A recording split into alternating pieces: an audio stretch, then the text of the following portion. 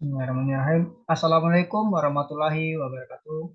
Alhamdulillah, puji syukur saya ucapkan atas kehadirat Allah Subhanahu wa Ta'ala yang mana telah melimpahkan rahmat dan hidayahnya serta memberikan kesehatan kepada kita semua. Baiklah, perkenalkan nama saya Alex Putra dengan NIM 210421110. Pada perkuliahan manajemen risiko dan kebencanaan ini, saya akan menjelaskan mengenai hasil resume paper yang kedua ya, yang telah saya lakukan. Baiklah, langsung saja. Adapun paper yang saya resume dan yang akan saya jelaskan pada kali ini yaitu mengenai pengalaman manajemen bencana terpadu bagi penyandang disabilitas, di mana sebuah penelitian fenomenologis tentang pengalaman penyandang disabilitas ortopedi di Turki. Nah, kita masuk ke latar belakang, di mana diketahui bahwasanya penyandang disabilitas ortopedi itu tentu menghadapi kesulitan berbagai tantangan saat bencana terjadi, yang di mana masalah itu tentu disebabkan oleh kurangnya sistem pengurangan risiko dan tanggap bencana dalam memenuhi kebutuhan khusus individu tersebut ya. Dan penyandang disabilitas ortopedi itu kesulitan di berbagai bidang seperti partisipasi dalam proses pelatihan, evakuasi, kehilangan peralatan, aksesibilitas, akses terhadap bantuan dan titik pertemuan, dan pengecualian dalam proses manajemen bencana terpadu. Nah, bencana telah menunjukkan bahwa penyandang disabilitas itu mengalami kesulitan dalam menghadapi bencana di seluruh dunia ya, tanpa terkecuali negara manapun. Dan penyandang disabilitas yang sebagian besar dianggap sebagai kelompok rentan jika terjadi bencana, itu dapat menjadi lebih tahan terhadap bencana jika mereka itu berpartisipasi dalam proses penanggulangan bencana secara terpadu gitu. Penyandang disabilitas seringkali menghadapi tantangan fisik dan lingkungan setiap hari dan mencoba beradaptasi dalam mengatasinya. Pengalaman mereka tentu dalam menghadapi tantangan itu memberikan mereka keuntungan dari segi psikologis. Nah, di Turki sendiri itu terdapat kekurangan yang signifikan dalam pelibatan penyandang disabilitas dalam proses manajemen bencana terpadu. Nah, selain itu, penyandang disabilitas sendiri tidak diikutsertakan dalam program pelatihan bencana dan individu yang ingin menerima pendidikan tidak dapat menerima pelatihan ya karena ada alasan kurangnya personel dan yang berkualifikasi dan masalah arsitektur lah katanya. Nah, itu tadi mengenai latar belakang dari penelitian ini ya tentunya. Nah, berikut kita masuk pada metode riset. Nah, dalam penelitian ini adapun metode riset yang digunakan yaitu pola penelitian kualitatif dengan model fenomenologi, di mana model fenomenologi ini juga menggunakan model fenomenologi transendental gitu. Nah, dalam metode pengambilan sampelnya sendiri yaitu menggunakan sampel purposif yaitu yaitu metode pengambilan sampel variasi maksimum, pengambilan sampel bola salju dan pengambilan sampel kriteria. Serta pengumpulan data itu dilakukan dengan melakukan wawancara. Wawancaranya semi terstruktur. Pengumpulan data itu dilakukan melalui saluran virtual atau Zoom. Nah, karena pada masa itu masa pandemi COVID ya, sehingga tidak dapat dilakukan secara langsung itu. Nah, dan di mana pengolahan datanya itu menggunakan Microsoft Word untuk meneliti catatan hasil dari wawancaranya, serta diolah menggunakan MAXUDA 2020 gitu.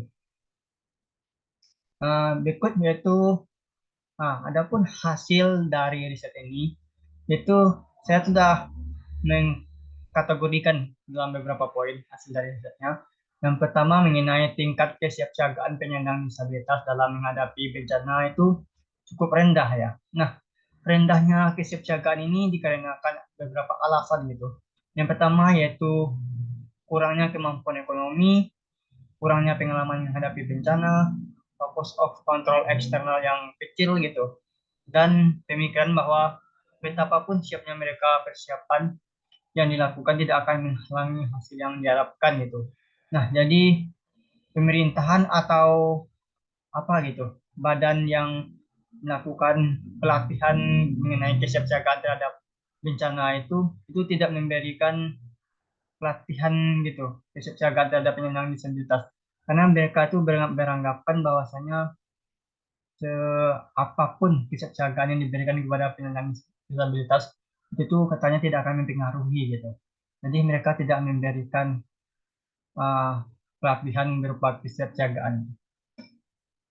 Yang kedua itu penyandang disabilitas tidak mempunyai masalah dalam mengakses pelatihan gitu.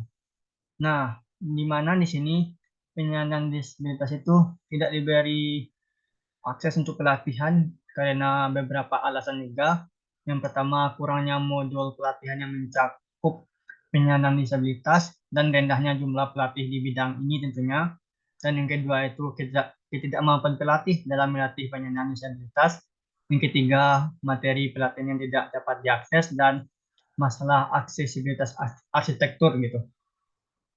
Nah, jadi penyandang disabilitas itu tidak diberikan pelatihan mengenai penanggulangan bencana salah satunya ya, bagaimana cara mereka menyelamatkan diri ketika bencana terjadi, sehingga mereka itu kesulitan gitu ketika bencana terjadi untuk menyelamatkan diri mereka sendiri.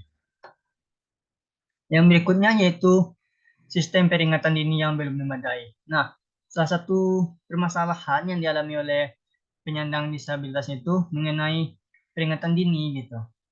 Ketika bencana terjadi, ya penyandang disabilitas ortopedi itu kan memerlukan waktu ekstra sebelum bencana dan pada saat proses evakuasi pasca bencana karena mobilitas mereka terbatas dan tidak dapat diaksesnya tempat evakuasi, perumahan dan tempat berkumpul, serta memerlukan jaringan pendukung. Nah, ketika peringatan dini ini yang tidak memadai sehingga mereka tidak mengetahui terjadinya bencana, mereka itu sedikit kesusahan gitu, kesulitan gitu. Ketika bencana terjadi untuk menyelamatkan diri mereka sendiri aja gitu, susah mereka. Dan berikutnya yaitu penyandang disabilitas tidak diikutsertakan dalam proses kesukarelaan. Nah, di sini kan dalam kegiatan penanggulangan bencana itu akan ada kelompok-kelompok yang menjadi apa ya, orang-orang yang memberikan bantuan gitu, memberikan pelatihan dan sebagainya macamnya. Nah, penyandang disabilitas sendiri itu tidak diikutsertakan karena pemerintah itu menganggap penyandang disabilitas tidak dapat atau tidak mampu ikut terlibat dalam memberikan baik itu pelatihan, pendidikan ataupun hal lainnya gitu ketika hendak bencana terjadi. Berikutnya yaitu penyandang disabilitas ortopedi menghadapi permasalahan serius serta melakukan evakuasi pasca bencana.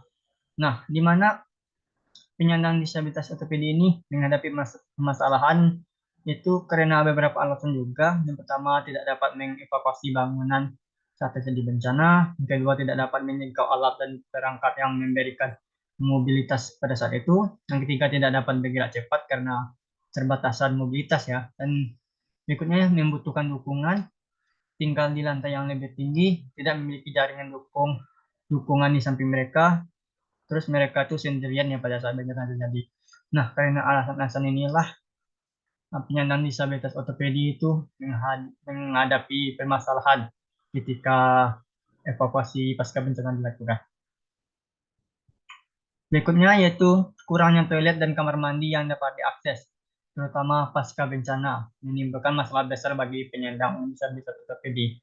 Nah, tidak adanya toilet dan kamar mandi tentu menjadi hal yang masalah bagi penyandang disabilitas ortopedi gitu kan. Karena yang kita ketahui penyandang disabilitas ini merupakan orang yang tidak normal gitu fisiknya gitu, sehingga susah ketika tidak ada toilet khusus atau kamar mandi khusus bagi mereka. Yang berikutnya, pada saat pasca bencana, para penyandang disabilitas ini tidak mendapatkan bantuan. Nah, ini hal yang parah lagi ini. Udahlah mereka penyandang disabilitas dan mereka pun tidak mendapatkan bantuan gitu. Ini ada beberapa penyebab katanya.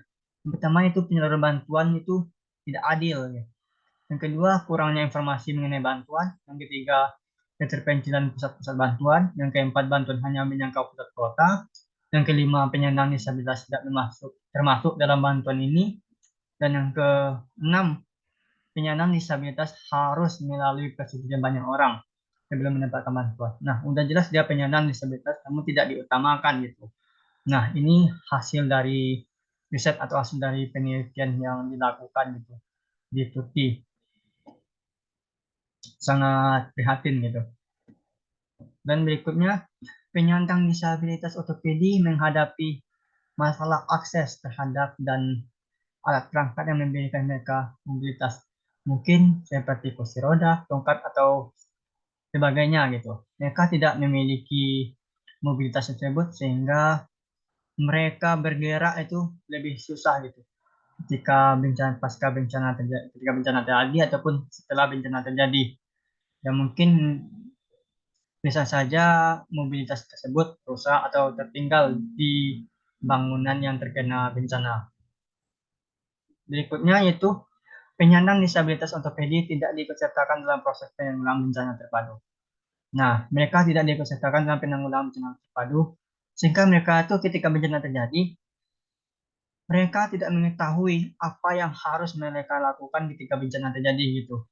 Nah, sehingga untuk menyelamatkan diri mereka sendiri, itu mereka kesusahan.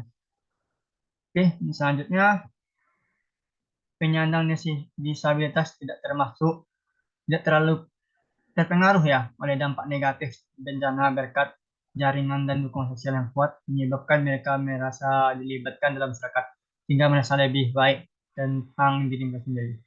Nah, ketika penyandang disabilitas itu mendapatkan dukungan sosial gitu, mungkin dari keluarga, masyarakat terdekat, ataupun lembaga-lembaga lainnya gitu. Nah, mereka itu tidak terlalu terkena dampak negatif dari bencana karena mereka dengan adanya dukungan tadi mereka merasa lebih kuat gitu dalam menghadapi bencana sehingga tidak terlalu berdampak bagi mereka ketika bencana terjadi. Dan itu pun seandainya jika masyarakat, keluarga, ataupun orang terdekat mereka itu peduli terhadap mereka. Namun kenyataannya ketika bencana terjadi sangat jarang hal itu kita temukan ya, di mana ketika bencana terjadi, orang-orang hanya memikirkan diri mereka sendiri sehingga lupa dengan orang-orang terdekat mereka. Oke, mungkin cukup sekian apa yang dapat saya sampaikan dan saya jelaskan mengenai resume paper yang kedua ini. Semoga dapat bermanfaat. Jika ada kesalahan, saya mohon maaf dan sudah dengan wabillahi taufiq wal hidayah. Wassalamualaikum warahmatullahi wabarakatuh.